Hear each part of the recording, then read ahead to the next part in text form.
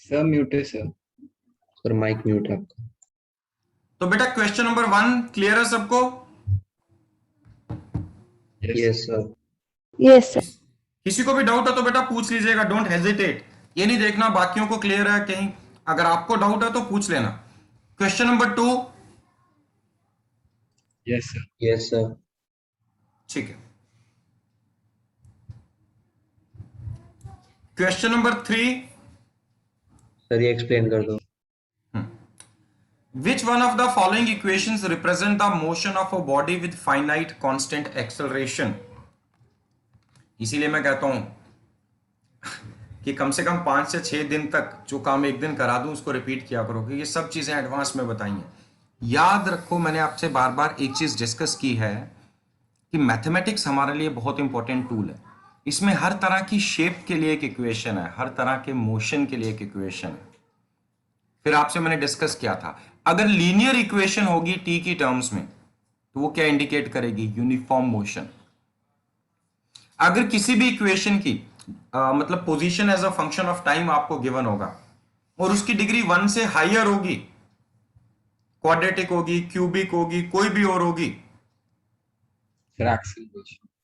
हाँ जी, सर बता रहा है सर एक्सेलरेशन। मुझे क्लियर नहीं हुआ, क्या बोला बेटा? सर कुछ ऐसे बता रहा था, अगर क्वाड्रेटिक होगी तो सर एक्सेलरेशन। हाँ, अगर डिग्री 1 से ऊपर हुई तो नॉन यूनिफॉर्म एक्सेलरेटेड, और उसमें अगर 2 हुई क्वाड्रेटिक तो यूनिफॉर्मली एक्सेलरेटेड। तो देख लो इसमें क्वाड्रेटिक इक्वेशन कौन सी है, पार्ट बी है कि नहीं? Yes sir. ठीक है, सो पार्ट बी है जो यूनिफॉर्मली एक्सेलरेटेड मोशन को रिप्रेजेंट कर रहे हैं। ठीक है, तो अगर अभी भी किसी को डाउट है तो आप इसको करके देख सकते हैं, चेक करके देख सकते हैं। जैसे इक्वेशन है y is equal to A T plus B T square, यहाँ ए और बी कॉन्स्टेंट्स हैं। कभी कभी हो सकता है किसी इक्वेशन में ये न्यूमेरिकल वैल्यू हो। अब आपको वेलोसिटी चाहिए तो क्या करेंगे? डिफरेंशिएट करेंगे y को विद रिस्पेक्ट टू t। तो first term a into T का डेरिवेटिव सिंपली a आएगा, प्लस b तो कांस्टेंट है, कोफिशिएंट है, तो टी स्क्वायर का डेरिवेटिव 2t। तो ये आ गया वेलोसिटी की इक्वेशन आ गई a plus twice B T. अब आपको चाहिए एक्सेलरेशन, तो एक्सेलरेशन क्या होना चाहिए? dv upon dt। जब आप इसको डिफरेंशिएट करेंगे तो फर्स्ट टर्म कांस्टेंट है, कांस्टेंट का derivative 0, second term twice bt, इसका डेरिवेटिव क्या आएगा? Simply 2b। तो इसका मतलब इसकी एक्सेलरेशन ट्वाइस b है। क्या इस एक्सेलरेशन की एक्सप्रेशन में t आ रहा है? नहीं आ रहा। t नहीं आ रहा मतलब acceleration is independent of the time. Time 0 second, 1 second, 4 second, 5 second, time के साथ ये एक्सेलरेशन नहीं बदलेगी। ठीक है, क्लियर है सबको? कोई doubt? No sir. Okay, question number 4।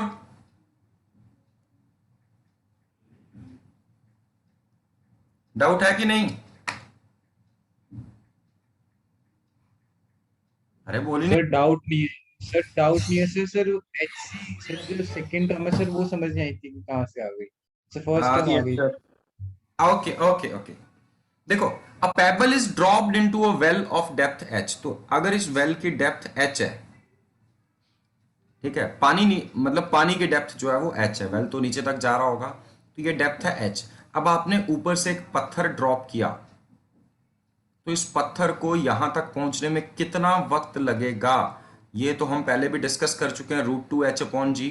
Freely falling body कोई भी हो, अगर आप उसको ड्रॉप करते हैं, उसकी इनिशियल वेलोसिटी 0 है, तो टाइम टेकन √2h/g होता है, right? Yes sir.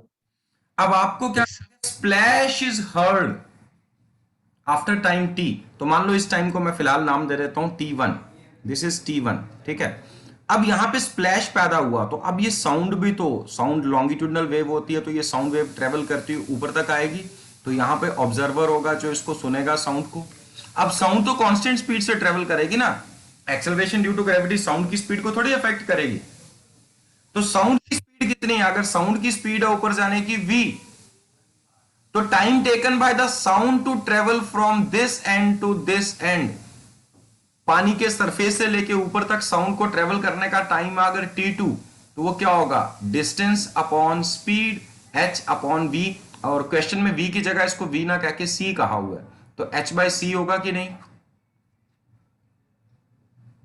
Yes sir. अब क्लियर हो गया? Yes, तो टोटल Yes. टाइम टेकन क्या सर होगा? ये चीज एक बार फिर बता दोगे सर, ये H/C वाला? हाँ बेटा, साउंड, आपने पत्थर मारा पानी में, स्प्लैश हुआ, वहां एक साउंड पैदा हुई, तो साउंड भी ट्रेवल करती है कि नहीं? तो साउंड के ट्रेवल करने की कुछ स्पीड है, तो साउंड को कितना डिस्टेंस ट्रेवल करना है? ऑब्जर्वर कब सुनेगा? जब वो साउंड नीचे से ट्रेवल करती हुई ऊपर तक आएगी, तो साउंड को कितना डिस्टेंस ट्रेवल करना है? एच। साउंड की स्पीड क्या है? सी। तो डिस्टेंस अपॉन स्पीड क्या होता है? टाइम टेकन होता है कि नहीं? Yes sir. तो साउंड को इतना वक्त लगा ऊपर तक आने में, एच अपॉन सी। पत्थर को नीचे जाने में वक्त लगा √2h अपॉन जी। पत्थर गया, इसने साउंड पैदा की, और वो साउंड हम तक पहुंचने में इतना वक्त लेगी। तो टोटल टाइम कितना होना चाहिए? ये डी पार्ट। क्लियर हुआ? Yes sir. हाँ, नेक्स्ट क्वेश्चन नंबर 5।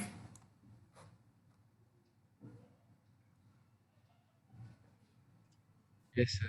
एक doubt है इसमें. Yes, sir, doubt है इसमें. डाउट है आपको? ऑडियो बड़ा कम आ रहा है। मेरे डिवाइस में तो ऑडियो मैंने फुल रखा है। Sir, वो headphones है sir. अच्छा अच्छा, ठीक है, चलिए। The graph in the figure shows the velocity versus time. So it's a VT graph.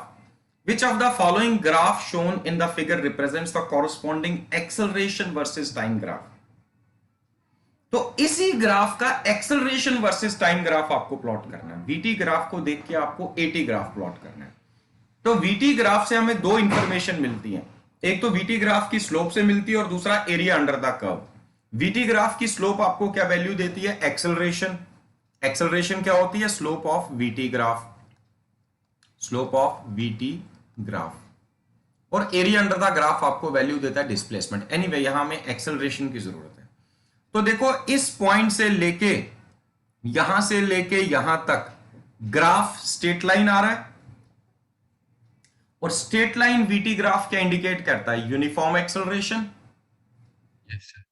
और इसकी स्लोप जो होगी वो एक्सेलरेशन की वैल्यू होगी इस पूरे इंटरवल में, क्योंकि यहां से लेके यहां तक, यहां मतलब ये पहला इंटरवल, अगर इसको पहला इंटरवल ले रहे हो यहां तक, तो पहला और दूसरा इंटरवल, इन दोनों इंटरवल्स के दौरान दूसरे इंटरवल में वेलोसिटी नेगेटिव होगी, नो डाउट्स, बट एक्सेलरेशन तो पहले और दूसरे दोनों इंटरवल में नेगेटिव ही थी, क्योंकि ग्राफ की स्लोप नेगेटिव है कि नहीं? तो नेगेटिव स्लोप है ना यहां पे। Yes, sir. Yes, sir. और फिर यहां से लेके यहां तक यहां पॉजिटिव स्लोप है और है कांस्टेंट। यस तो पहले आधे पार्ट में कांस्टेंट नेगेटिव एक्सेलरेशन और बाकी आधे पार्ट में कांस्टेंट पॉजिटिव एक्सेलरेशन, तो इसका ग्राफ होना चाहिए बी। क्लियर हुआ? Sir, Yes, sir. Sir, ये vertical lines क्यों है sir? कौन सी वर्टिकल? देखो ना, ये एक्सेलरेशन, ये वर्टिकल लाइंस कुछ नहीं है, समझे नहीं? यहां तक एक्सेलरेशन नेगेटिव थी, अब अचानक इसी टाइम पे, टाइम यही रहा, इसी टाइम पे एक्सेलरेशन पॉजिटिव हो गई, फिर यहां तक ये पॉजिटिव रही। आप चाहो तो इसकी जगह गैप रख सकते हो, इन लाइंस की जगह ऐसे और ऐसे भी ग्राफ शो कर सकते हो, और वर्टिकल लाइन भी शो कर दोगे तो कोई फर्क नहीं पड़ेगा। अचानक उसी मोमेंट ऑफ टाइम पे एक्सेलरेशन नेगेटिव से पॉजिटिव होगी। क्लियर हुआ? Yes, sir. तो ये था question number 5। Now let's move on to question number 6। The graph depicts the velocity of an object at various times during its motion. तो आप देख रहे हैं, एक्सक्यूज मी सर। जी बेटा, सर इसके बी और सी पार्ट में ना मुझे कंफ्यूजन आई थी। क्वेश्चन नंबर 6 के, यस सर। ओके। देखो, बी पार्ट में क्या? Distance move during uniform motion. जब बॉडी का मोशन यूनिफॉर्म था उसके दौरान इसने कितना डिस्टेंस ट्रेवल किया। और सी पार्ट का है distance move during accelerated motion. तो इसमें कंफ्यूजन तो होनी नहीं चाहिए। इसमें देखो, यूनिफॉर्म मोशन वाला पार्ट कौन सा और एक्सेलरेटेड मोशन वाला पार्ट कौन सा है? एक्सेलरेटेड मोशन मतलब जिस पार्ट में वेलोसिटी की वैल्यू जो है वो बदल रही है। तो देखो, यहां से लेके टाइम 0 से लेके यहां तक वेलोसिटी लगातार इंक्रीज कर रही है, और अगर वेलोसिटी लगातार इंक्रीज कर रही है, velocity is increasing at a constant rate, क्योंकि स्ट्रेट लाइन ग्राफ है मतलब यूनिफॉर्म एक्सेलरेशन, तो यहां कांस्टेंट एक्सेलरेशन वाला पार्ट है। ये एक्सेलरेशन की फाइनाइट वैल्यू है, इसके आगे यहां पे आ जाओगे तो एक्सेलरेशन की वैल्यू 0 होगी, मतलब ये वाला जो पोर्शन है straight line, horizontal straight line, ये यूनिफॉर्म मोशन को रिप्रेजेंट कर रहा है।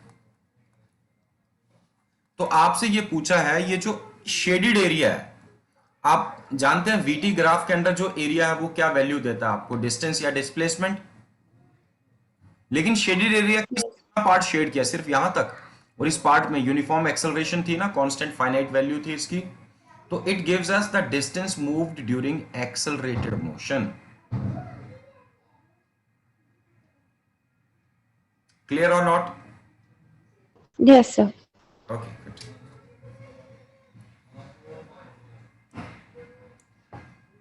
Which of the following curves represent VT graph an object falling on a metal surface and bouncing back? Sir ये कर दो एक्सप्लेन। हाँ ये मैं करता हूं। इनमें से कौन सा कर्व है कि आप एक ऑब्जेक्ट को यहां से ड्रॉप कर रहे हैं, ये नीचे गिर रहा है और नीचे गिरने के बाद बाउंस बैक कर रहे हैं। ग्राफ कौन सा प्लॉट करना है? Velocity time graph. नॉर्मली जो हमारी साइन कन्वेंशन होती है, डाउनवर्ड डायरेक्शन में हम वेलोसिटी को पॉजिटिव लेते हैं, और सॉरी नेगेटिव लेते हैं, और अपवर्ड डायरेक्शन में हम पॉजिटिव लेते हैं। बट ये साइन कन्वेंशन बदली भी जा सकती है, उल्टा भी किया जा सकता है। डाउनवर्ड को पॉजिटिव ले सकते हैं, अपवर्ड को आप नेगेटिव ले सकते हैं। बट फिलहाल हम वही जो जनरल हमारी साइन कन्वेंशन है, downward direction is negative, upward is positive. तो मोशन को स्टडी करते हैं। आपने यहां से बॉडी को ड्रॉप किया, इसकी वेलोसिटी कितनी होगी शुरुआत में? सर 0 अगर ड्रॉप किया। 0। और उसके बाद बढ़ रही है, न्यूमेरिकल वैल्यू बढ़ रही है, yes sir. But negative side पे बढ़ रही है क्योंकि डाउनवर्ड डायरेक्शन नेगेटिव है। तो यस सर। कैसा होना चाहिए अगर आप यहीं से देखो, और यूनिफॉर्म एक्सेलरेशन है ना, अगर ये वीटी ग्राफ आप यहां प्लॉट करें तो इसका वीटी ग्राफ कुछ ऐसा बनेगा। पहले ये कांस्टेंट यूनिफॉर्म एक्सेलरेशन से ये बढ़ती जाएगी बढ़ती जाएगी, कब तक? जब तक ये सरफेस पे ना टकराए। मान लो यहां पे आके, इस टाइम पे आके ये सरफेस से टकरा गई, इसकी वेलोसिटी हाईएस्ट थी। अगर कोलिजन परफेक्टली इलास्टिक हो, ये डिटेल में आगे अगले चैप्टर्स में डिस्कस होगा, परफेक्टली इलास्टिक हो तो क्या होगा? बॉडी जितनी स्पीड से टकराई है उतनी स्पीड से रिबाउंड होगी। मान लो 10 मीटर पर सेकंड से टकराई है तो 10 मीटर पर सेकंड से रिबाउंड होगी। और अगर पूरी तरह इलास्टिक नहीं है तो थोड़ी कम स्पीड से रिबाउंड होगी, थोड़ी सी काइनेटिक एनर्जी ये बॉडी लूज कर देगी। But what ever it is, मान लो ये 10 मीटर पर सेकंड से टकराई डाउनवर्ड डायरेक्शन में, अब जब रिबाउंड होगी तो इसकी वेलोसिटी की डायरेक्शन अपवर्ड होगी, मतलब वेलोसिटी पॉजिटिव हो जाएगी कि नहीं? Yes sir. ठीक है। तो अब देखो यहां पहुंचे, मान लो इसकी कोई पर्टिकुलर वैल्यू है, लेट अस से this value is v dash minus v dash. अब अचानक से इसी मोमेंट ऑफ टाइम पे इसकी वैल्यू हो जाएगी वेलोसिटी की प्लस v डैश, मतलब अब ये रिबाउंड होगी। अब अचानक से रिबाउंड होगी, अब अपवर्ड डायरेक्शन में जाने लगी। जब ये अपवर्ड जा रही होगी तो इसकी वेलोसिटी इंक्रीज हो रही होगी कि डिक्रीज हो रही होगी? इंक्रीज हो रही Sir, increase. है, अपवर्ड जाते हुए वेलोसिटी इंक्रीज होती है बॉडी की। आप एक पत्थर ऊपर फेंकते हैं तो जैसे जैसे ऊपर जाता है वो उसकी वेलोसिटी बढ़ती है, Sir, घटती है। डिक्रीज हो। डिक्रीज हो रही होगी, फिर से नेगेटिव स्लोप आएगी। सर एक्चुअली वो अपवर्ड्स जा रहा था तो मुझे लगा वो मैं समझ पॉजिटिव रहा हो हूं, रहा है। अरे ये होता है, ये होता है, तभी तो ये इतने क्वेश्चंस की प्रैक्टिस करा रहा हूं। अगर आज ये प्रॉब्लम्स नहीं होंगी, ये गड़बड़ नहीं होगी, तो कल को ये कॉम्पिटिटिव एग्जाम में या स्कूल एग्जाम में जाके होगी। तो जितनी गड़बड़ें आज हो जाए इतना अच्छा है। ठीक है, चलिए। तो फिर से ये स्पीड वेलोसिटी न्यूमेरिकली डिक्रीज कर रही होगी, स्लोप इसी के पैरेलल चल रहा होगा ये पार्ट में। फिर हाईएस्ट पॉइंट पे पहुंची, 0 होगी, फिर वहां से नीचे आने लगी, मतलब फिर से यही वाला पार्ट स्टार्ट हो जाएगा, स्ट्रेट यहां तक आएगी, फिर इसी वैल्यू तक आई, फिर अचानक से ये ग्राफ ऊपर चला जाएगा, फिर वहां से ऐसे। तो ये ऐसा ग्राफ बनना चाहिए अगर बार बार ये बॉडी रिबाउंड होती जा रही है। ठीक है, लेकिन ऐसा ग्राफ तो हमें कोई भी नहीं दिख रहा है यहाँ पे। तो क्या करें? अगर आप साइन कन्वेंशन को उल्टा कर दें, अगर आप डाउनवर्ड डायरेक्शन को पॉजिटिव मान लें, तो देखो ये वाला ग्राफ बिल्कुल सही जा रहा है। अगर डाउनवर्ड डायरेक्शन को आप पॉजिटिव मानते तो ऊपर से जैसे बॉडी नीचे आ रही है, इसकी वेलोसिटी बढ़ती जा रही है पॉजिटिव साइड, फिर अचानक रिबाउंड हुई तो नेगेटिव हो जाएगी। तो इसी मोमेंट पे देखो वेलोसिटी की वैल्यू नेगेटिव आ गई, ऊपर जा रही है तो न्यूमेरिकली डिक्रीज हो रही है, फिर ये ग्राफ यहां तक जाएगा, फिर यहां से इधर, फिर ऐसे ऐसे, फिर यहां पे ये इस तरह के ग्राफ बनने चाहिए। तो मतलब अब चूंकि अगर तो ये और ये दोनों ऑप्शंस होते सामने, फिर आप इसको ऊपर वाले को टेक करते हैं, मगर ये वाला है ही नहीं किसी ऑप्शन में, तो इसी के जगह पे ये वाला ग्राफ यहां पे आ रहा है। तो इसका मतलब बस सिंपल सा है कि हमने डाउनवर्ड डायरेक्शन को पॉजिटिव मान लिया। हमारी साइन कन्वेंशन हम कुछ भी कर सकते हैं, लेकिन ये बात पक्की है कि अगर डाउनवर्ड पॉजिटिव है तो अपवर्ड नेगेटिव, अगर अपवर्ड पॉजिटिव है तो डाउनवर्ड नेगेटिव। तो ये ग्राफ इस तरीके से बनना चाहिए। अगर यहीं पर आपको स्पीड टाइम ग्राफ प्लॉट करना होता अगर यहीं पर आप, स्पीड टाइम ग्राफ तो नेगेटिव में जाएगा ही नहीं ना। हाँ वही तो कह रहा हूं, अगर स्पीड टाइम ग्राफ होता तो वो ग्राफ कैसा बनता, ये सीधा पॉजिटिव साइड ऐसे जाता हाईएस्ट स्पीड से, फिर ऊपर वाला पोर्शन ये सर सी ऑप्शन की तरह, है। सर सी ऑप्शन की तरह सर, बस रिवर्स होगा। हाँ रिवर्स करना पड़ेगा इसको, लेकिन ठीक है। एनीवे अभी क्लियर हो गया ना यस सर। हाँ ठीक है, चलिए आगे बढ़ते हैं। Question number 8, the variation of velocity of a particle moving along a straight line is shown in the figure. The distance travelled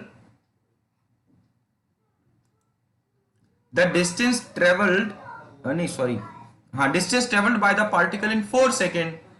तो आप जानते हो वीटी ग्राफ से डिस्प्लेसमेंट या डिस्टेंस कैसे हम डिटरमिन करते हैं, bye calculating area under. Area under graph.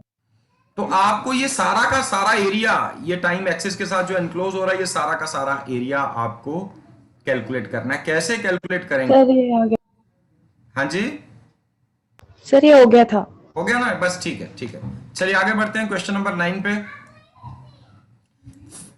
Figures shows the displacement time graph of two particles moving along x axis. तो ये दोनों पोजीशन टाइम ग्राफ हैं। अब इसके आगे ऑप्शंस गिवन है, हम ऑप्शंस को देख के तो हम चेक करेंगे ही, लेकिन सबसे पहले पीटी ग्राफ जब आप देखते हैं पोजीशन टाइम ग्राफ, तो पहली चीज आप ये चेक करते हैं वो स्ट्रेट लाइन है या नहीं।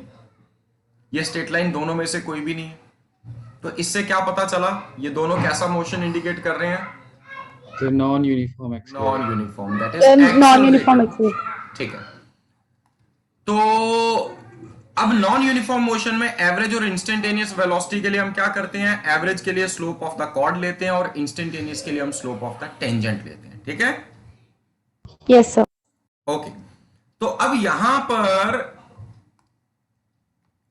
अगर आप इंस्टेंटेनियस वेलोसिटी इस टाइम पे डिटरमिन करें, तो यहां आप ये टेंजेंट ड्रॉ करेंगे, इसकी जो स्लोप होगी वो इस टाइम t1 पे वेलोसिटी की वैल्यू होगी। थोड़ी देर के बाद अगर टाइम t2 पे वेलोसिटी की वैल्यू चाहिए, तो यहां मैं टेंजेंट ड्रॉ करूंगा, इसकी स्लोप मेजर करूंगा, फिर टाइम t3 पे यहां टेंजेंट ड्रॉ करूंगा। तो देखो जो टेंजेंट 1 थी, फिर टेंजेंट 2 ड्रॉ की, फिर मैंने टेंजेंट 3 ड्रॉ की, तो 1 के कंपैरिजन में 2 की स्लोप ज्यादा है कि कम,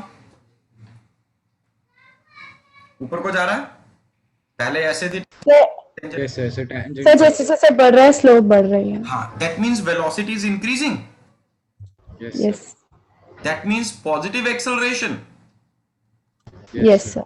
या ऐसा बोले एक्सेलरेशन, सिंपली एक्सेलरेटेड मोशन। और इसके केस में यहां पे स्लोप ज्यादा है, रिटार्डेशन। हाँ रिटार्डेशन। तो यहाँ पे first- कम होती जा रही है। हाँ, फर्स्ट केस में यूनिफॉर्मली एक्सेलरेटेड और सेकंड केस में यूनिफॉर्मली रिटार्डेड मोशन, और ये आपको गिवन है part C.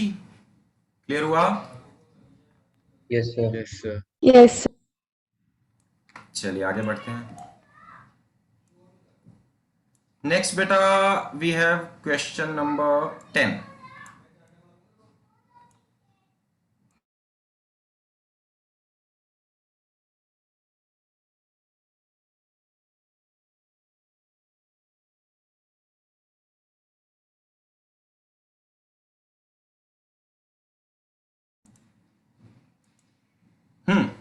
A rocket is fired upwards. Its engine explodes fully in 12 seconds. The height the height reached by the rocket is calculated from its velocity time graph. अच्छा, calculated from its velocity time graph is, तो देखो बेटा पहले part में positive acceleration है, VT graph की slope positive है, जब तक फ्यूल बर्न हो रहा होगा तो इसकी एक्सेलरेशन बढ़ती जा रही है, मतलब वेलोसिटी बढ़ती जा रही है, पॉजिटिव एक्सेलरेशन है। लेकिन जब सारा फ्यूल खत्म हो गया, अब अपवर्ड एक्सेलरेशन तो नहीं होगी, अब अर्थ इसको नीचे की ओर खींचेगी, तो इसलिए अब नेगेटिव स्लोप आ रही है ग्राफ की। लेकिन जब तक फ्यूल बर्न अप हुआ तब तक ये बहुत ज्यादा स्पीड एक्वायर कर चुका होगा, अचानक स्पीड जीरो थोड़ी हो जाएगी, तो इसलिए इसकी वेलोसिटी देखो नीचे डिक्रीज होते होते होते यहां पे आके ये वेलोसिटी जीरो होगी। एनीवे ये पूरा वीटी ग्राफ आपको गिवन है, तो क्या आप हाइट रीच्ड मतलब डिस्प्लेसमेंट डिटरमिन कर सकते हैं यहां से, एरिया कैलकुलेट कर सकते हैं इसका, yes sir. Half base Yes, into sir. Altitude, half Yes, sir. 132, ओहो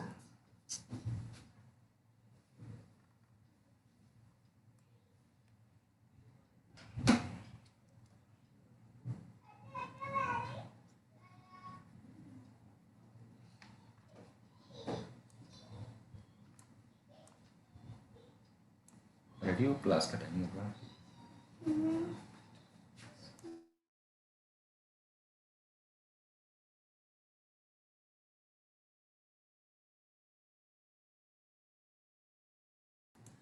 हाँ बेटा, तो half base into altitude, half into base आपको दिख रहा है 132 सेकेंड में, ऑल्टीट्यूड दिख रहा है 1200, और ऑप्शंस में अगर हम देखें इसको कैंसिल आउट करें तो ये कितना हो जाएगा 600। सो देयर इज ऑप्शन 132, नहीं सर 132 को कैंसिल करें। हाँ सही बात है, 132 को कैंसिल करते हैं, इसको छोड़ दो, ऑप्शन ए। तो 132 को कैंसिल करेंगे तो ये आ जाएगा 66, तो 66 इंटू 12 यस सर। ए पार्ट, ठीक है।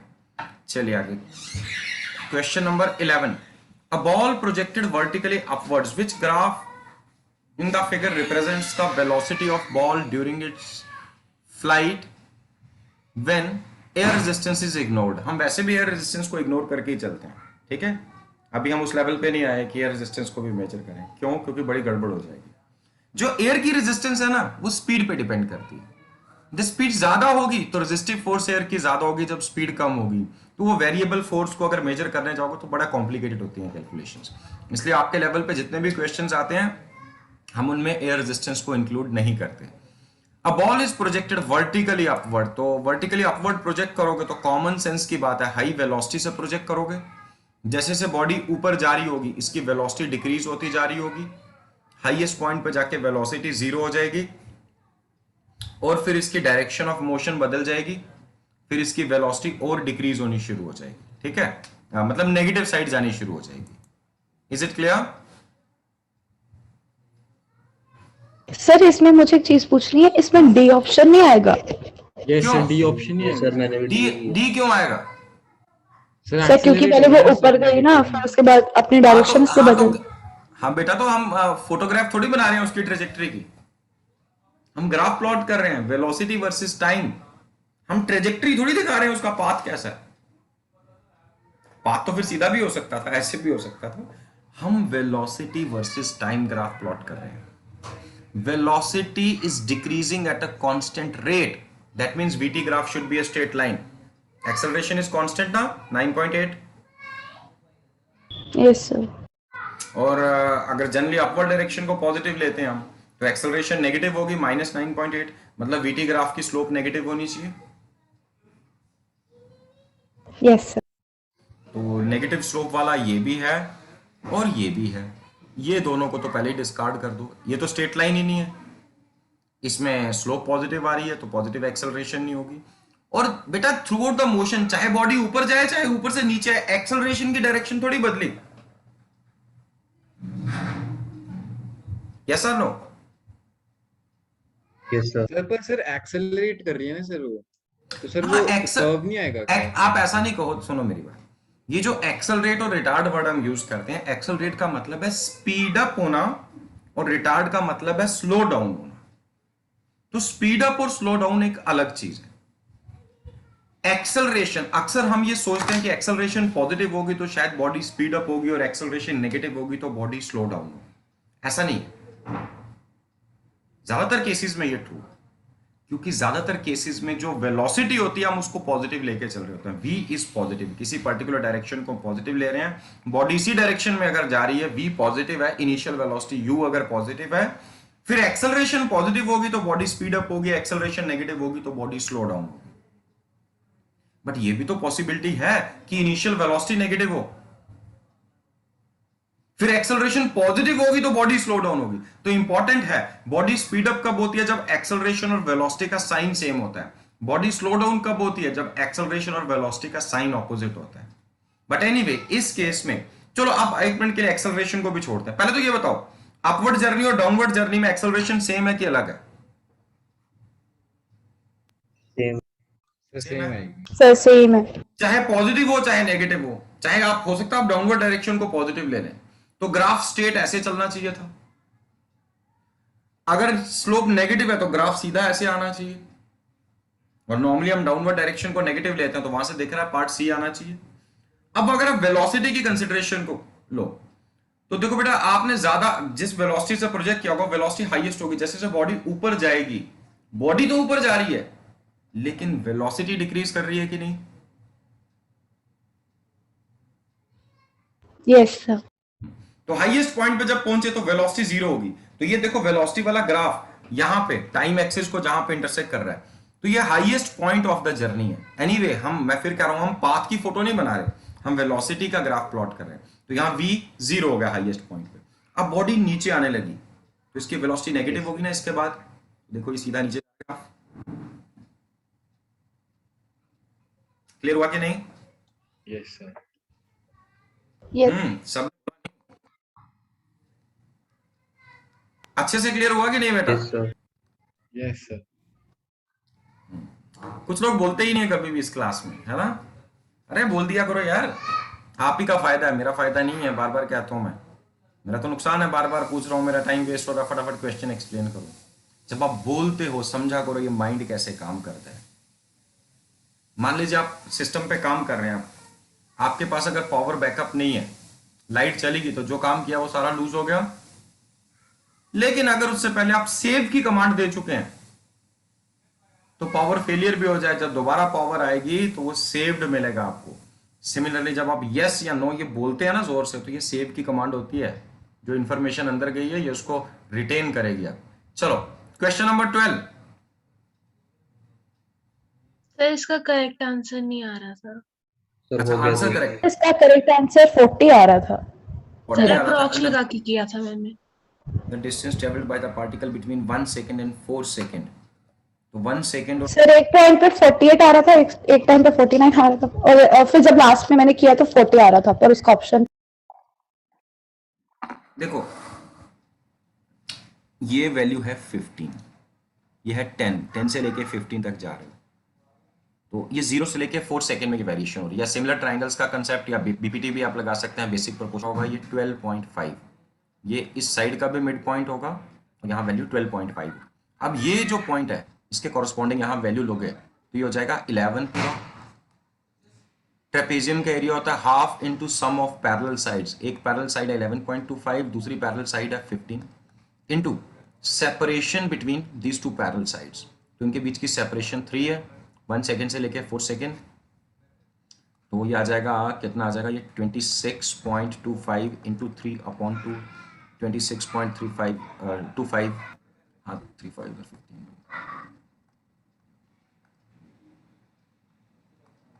अपॉन 2।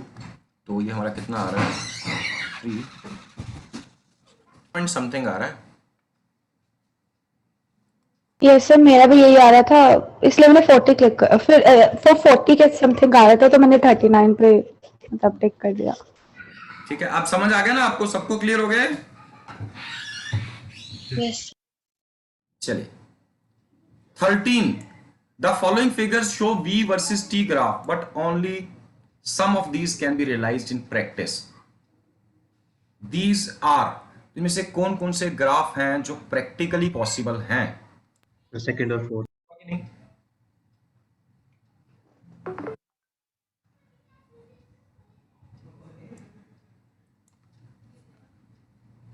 यस और नो? सर थर्ड वाला क्यों नहीं होगा? थर्ड वाला क्यों नहीं होगा?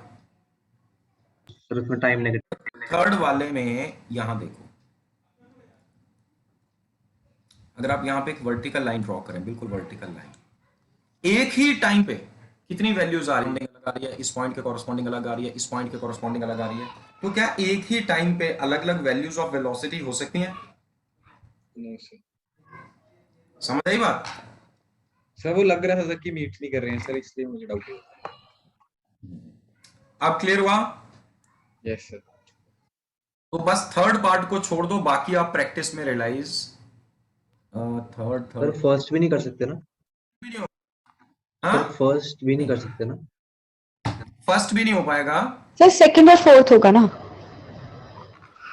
हाँ सेकंड और फोर्थ पॉसिबल। एक्सेलरेशन इनफाइनाइट आ रही है, वीटी ग्राफ की स्लोप इनफाइनाइट है, vertical line, practically infinite acceleration नहीं हो सकती। ठीक है, क्लियर हुआ? यस। इसका आंसर हो गया आपका सी पार्ट।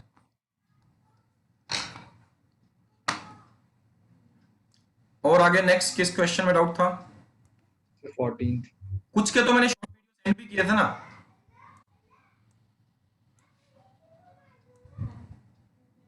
फोर्टींथ में है डाउट? Yes, sir. देखो बेटा, पार्टिकल इनिशियली रेस्ट में है, टाइम 0 पे Yes, स्ट्रेट sir. लाइन कर रहा है, एक्सेलरेशन का ग्राफ प्लॉटेड है। देखो अपवर्ड डाउनवर्ड ले लो, लेफ्ट राइट ले लो, मान लो ये पॉजिटिव डायरेक्शन है, ये नेगेटिव डायरेक्शन है, पार्टिकल यहां था रेस्ट पे। पहले इस पे कांस्टेंट नेगेटिव एक्सेलरेशन एक्ट कर रही है, पहले 2 सेकंड के लिए कांस्टेंट नेगेटिव एक्सेलरेशन, मतलब इस डायरेक्शन में। तो कॉमन सेंस की बात है, बॉडी इधर ही एक्सेलरेट होगी। 2 सेकंड में कुछ वेलोसिटी एक्वायर कर चुकी होगी ये बॉडी। अगर एक्सेलरेशन 10 मीटर पर सेकंड स्क्वायर की है नेगेटिव डायरेक्शन में, तो 2 सेकंड के बाद इसकी वेलोसिटी हो जाएगी 20 मीटर पर सेकंड। अब ये इधर जा रही है, जा इस साइड रही है, ठीक है। फिर अचानक 2 सेकंड के बाद एक्सेलरेशन पॉजिटिव होगी, अब एक्सेलरेशन मोशन के ऑपोजिट होगी, अब बॉडी स्लो डाउन करना शुरू हो जाएगी। जब एक्सेलरेशन पॉजिटिव हुई तब भी न्यूमेरिकली ये उतनी है जितनी नेगेटिव थी पहले 10 थी, अब भी 10 है, पहले -10 थी, अब +10 है। सेकंड स्क्वायर की एक्सेलरेशन एक्ट कर रही है, तो इसने कुछ स्पीड एक्वायर की, तो अगले 2 सेकंड मोशन के ऑपोजिट एक्सेलरेशन, तो अगले 2 सेकंड के बाद ये वापस रेस्ट पे आ चुका होगा कि नहीं? Yes, sir. समझ आ गई ना? पहले 2 सेकंड एक्सेलरेशन, अगले 2 सेकंड रिटार्डेशन है। ये क्लियर हुआ कि नहीं? Yes sir. अब यहां पर वीटी ग्राफ प्लॉट करें तो इस वेलोसिटी नेगेटिव साइड बढ़ती जा रही है, फिर अगले 2 सेकंड के बाद वापस जाके 0 हो चुकी होगी। अब स्पीड आपसे पूछा हाईएस्ट कहां पे है, तो भाई पहले 2 सेकंड के बाद थी, 2 सेकंड पे स्पीड हाईएस्ट होगी कि नहीं? Yes sir. Yes, sir. समझ आ गया सबको? Yes, sir. हाँ, अब थोड़ा टाइम कम रहा है, मीटिंग का हमारा पेंडिंग, तो मैं जल्दी में कर रहा हूं, नहीं तो हम रीज्वाइन कर लेंगे, कोई बात नहीं। अब जिसमें ज्यादा प्रॉब्लम है मुझे वो बताओ। 15 सर 22। सर हो गया सर। सभी पार्ट्स की स्लोप कर लो, जिस पार्ट में स्लोप सबसे ज्यादा, और मेरे ख्याल से ये 30 to 40 सेकंड वाली सबसे ज्यादा होगी, ठीक है। 16 डिस्प्लेसमेंट टाइम ग्राफ, जिसमें पैरेलल है, मतलब दोनों बॉडीज की वेलोसिटीज सेम है, स्लोप सेम है, रिलेटिव वेलोसिटी 0 है। तो रिलेटिव वेलोसिटी 0 पार्ट 1 में भी हो सकती है, पार्ट ए में भी, पार्ट बी में। Graph parallel to time axis है। Yes.